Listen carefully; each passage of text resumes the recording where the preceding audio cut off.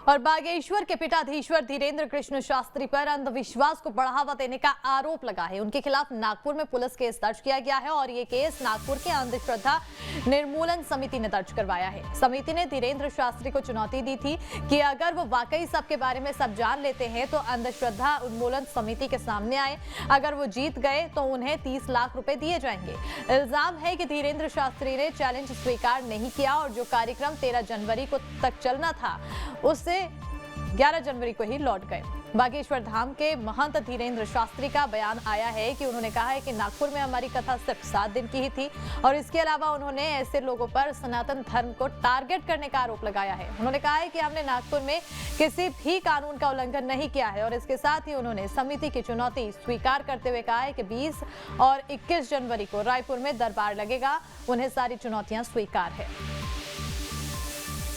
सोची समझी साजिशें हैं और बायकॉट ही इसका बहुत सरल सर्वोत्तम उपाय है। उन्हें मुंह की खानी पड़ेगी और उनको देखो, हमारी विचारधारा कभी भी दंगाई, सनातनीय व्यक्तियों की कभी भी विचारधारा कभी भी हिंसात्मक नहीं रही। हम लोग सब सनातनी पूर्णतया अहिंसावादी हैं, परंतु हर बार सनातनी हिंदुओं के देवी देवताओं को ही टारगेट इसलिए बनाया जाता क्योंकि हम लोग बड़े भोले भाले लोग हैं, हम लोग अहिंसा पर भरोसा रखने वाले लोग हैं। हम उन मूवी वालों से ये कहेंगे आपके माध्यम से, उनके बाप में दम हो तो किसी दूसरे धर्म के भगवान के खिलाफ बना दें, भारत में रहना मुश्किल हो जाएगा।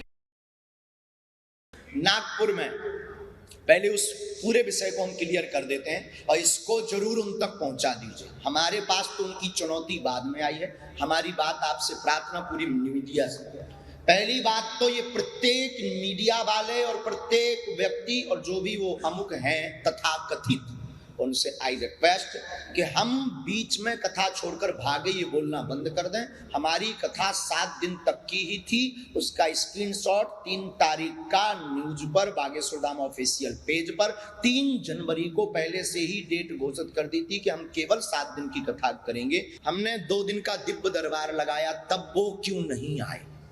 तीसरी बात, हमने 7 दिन की कथा की, एक भी व्यक्ति को चुनौती की बात लेकर या लेटर लेकर क्यों नहीं भेजा।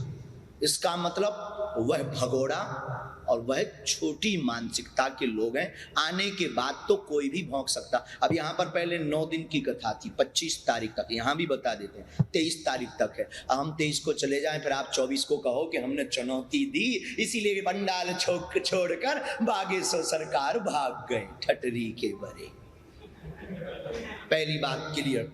दूसरी बात, हम दंगा या हमारी भाषा बहुत सीमित और सुरक्षित है, पर हम शस्त्र और शास्त्र दोनों जानते हैं क्योंकि हम सनातनी हैं और हमारे सनातन में शस्त्र और शास्त्र दोनों की मर्यादा ठीक से आती है और हमें बालाजी ने चुना ही इसीलिए।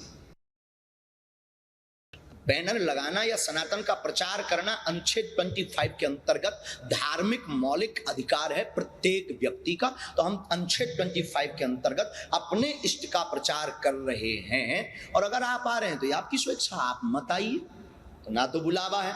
दूसरा, हमारा कोई दावा नहीं है कि हम आपकी समस्या मिटा देंगे, लेकिन हमें अपने इष्ट पर भरोसा है। हमारे इष्ट हनुमान जी मिटा देंगे, क्या ये गलत है? हनुमान जी को मानना, हनुमान जी की बात को फैलाना, हनुमान चालीसा का उपाय बताना भारत देश में अंधश्रद्धा है? बोलिए बोलिए बोलिए, नहीं है। तो फिर आप हमारे ऊपर जो आपने कहा कि हम FIR करें, किस स्तर से करेंगे, किस उद्देश्य से करेंगे?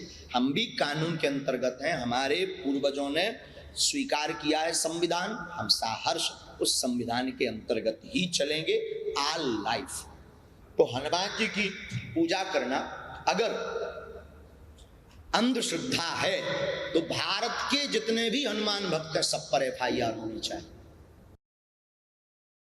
हमने कोई भी महाराष्ट्र में कानून का उल्लंघन नहीं किया, न हम करेंगे।